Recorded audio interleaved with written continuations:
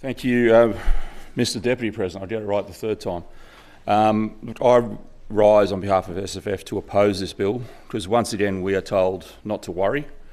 Once again we are told it's narrow, it's temporary, it's exceptional, and once again none of that is actually true. Whenever a bill contains words like surveillance, tracking and other legislation, the House should be cautious.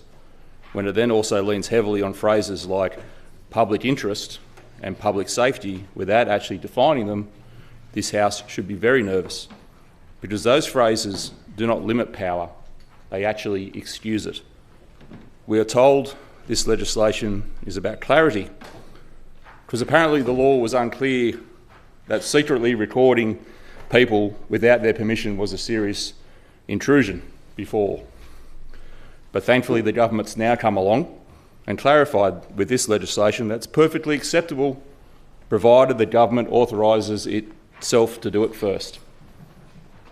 Mr Deputy President, this bill represents a fundamental shift in how this state treats unlawful surveillance. It normalises it, it turns it systematic and it rewards it. We oppose this bill because it takes what was sold to Parliament as a narrow, temporary, one-off response and converts it into a permanent operating model. What was exceptional is now routine.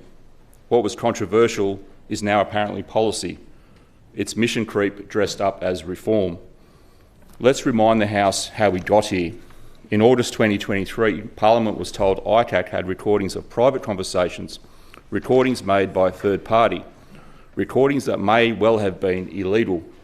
We were told ICAC needed a specific power for a specific investigation. We were told exemption would be time limited. We were told it applied only to third-party recordings. We were told ICAC would still need warrants. We were told reliance on the exemption would be disclosed, and we were told it would expire.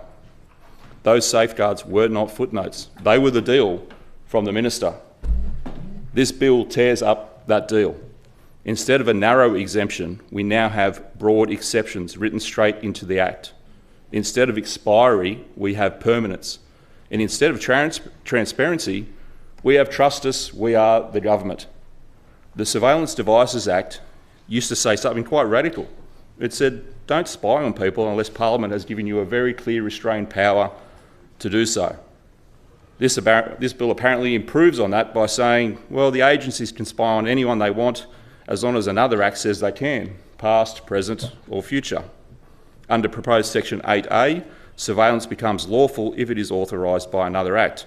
Any Act, existing, future, amended, anything that's quietly slipped through the night while 5 people watch it online. So my first question to the Minister is, what limits exist on which Acts can authorise surveillance under this bill? And if the answer is existing safeguards, then this bill adds none. Government agencies will just pretend the Surveillance Device Act never actually existed. In case anyone's worried about legality, don't be. This bill does not merely change the law going forward, it helpfully reaches back in time and legalises things that were unlawful when they happened. If surveillance was unlawful yesterday, no problem. The bill makes it lawful today and pretends it always was. Because apparently the rule of law now operates on a time delay setting. Apparently the rule of law works like spell check. If something looks bad, we'll just fix it later, don't worry about it. So my next question to the Minister is, does the government seriously contend that retrospectively legalising unlawful conduct from agencies somehow strengthens public confidence in the law and those agencies?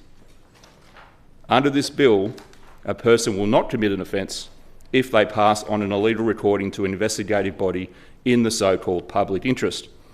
How is that public interest defined? It basically means if the agency thinks it's relevant.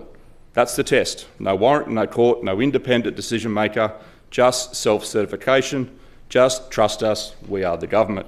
What we now have before us is broad, ongoing, coercive and retrospective. It normalises illegal recording, it widens its use across government, it compels public participation, it weakens accountability, and it shelters itself behind vague rhetoric like public interest, like public safety, like trust us. Well, Mr Deputy President, I do not. So I'll finish where the Minister's reply cannot. If this bill is truly balanced, the Minister should be able to identify one provision, just one, in this Act that strengthens privacy protections rather than weakens them. If this bill is truly cautious, the Minister should be able to explain why it needs retrospective validation. If those answers are not forthcoming, and I suspect they won't be, then this bill stands exposed for what it is, an expansion of surveillance power dressed up as administrative tidying. Surveillance laws should restrain power, not indulge in it, not allow agencies free rein to gorge themselves on it, but that's what this bill does. And for those reasons, SFF will be opposing it.